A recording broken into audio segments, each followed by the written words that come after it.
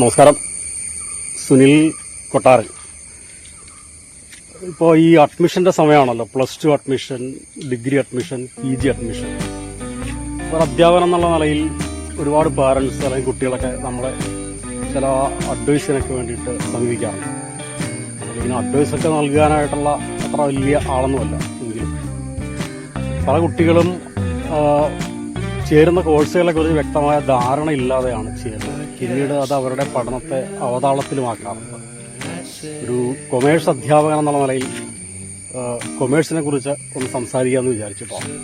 Commerce കോഴ്സുകളിൽ ചേരുന്നത് കൊണ്ട് അത് നമ്മൾ കഷ്ടപ്പെട്ടല്ലാതെ ഇഷ്ടപ്പെട്ട് പഠിക്കുകയാണെങ്കിൽ നമുക്ക് ഏതൊക്കെ മേഖലകളിൽ നമുക്ക് ശോഭിക്കാൻ സാധിക്കും എന്നുള്ളതാണ് നമ്മളൊന്ന് പറയാൻ ഉദ്ദേശിക്കുന്നത്.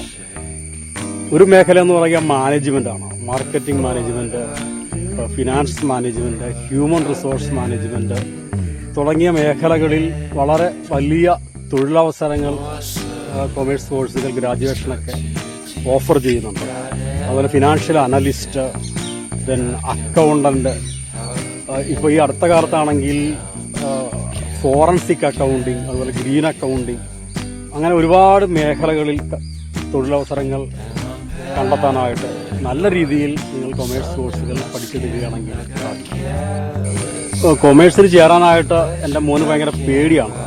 കാരണം കൊമേഴ്സിൽ അക്കൗണ്ടൻസി ഉണ്ട്, അത് മാത്തമാറ്റിക്സ് അല്ലേ എന്ന് വിചാരിക്കുന്ന ചില പാരൻസ് ഉണ്ട് കേട്ടോ. അക്കൗണ്ടൻസി മാത്തമാറ്റിക്സ് അല്ല.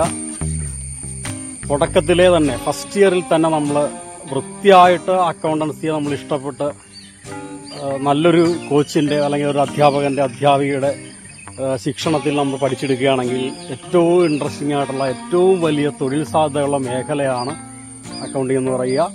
അപ്പോൾ ധൈര്യമായിട്ട് നിങ്ങൾക്ക് ചൂസ് ചെയ്യാൻ പറ്റുന്നൊരു ഫീൽഡ് ഓഫ് സ്റ്റഡിയാണ്, ബ്രാഞ്ച് ഓഫ് സ്റ്റഡിയാണ് കൊമേഴ്സ്. ധൈര്യമായിട്ട് മുന്നോട്ട് പോകാം. മറ്റെല്ലാ ശാഖകളും തൊഴിലവസരങ്ങൾ നൽകുന്നുണ്ട് കേട്ടോ. കാരണം കൊമേഴ്സ് പഠിക്കാനായിട്ട് ചെലവ് കുറവാണ്.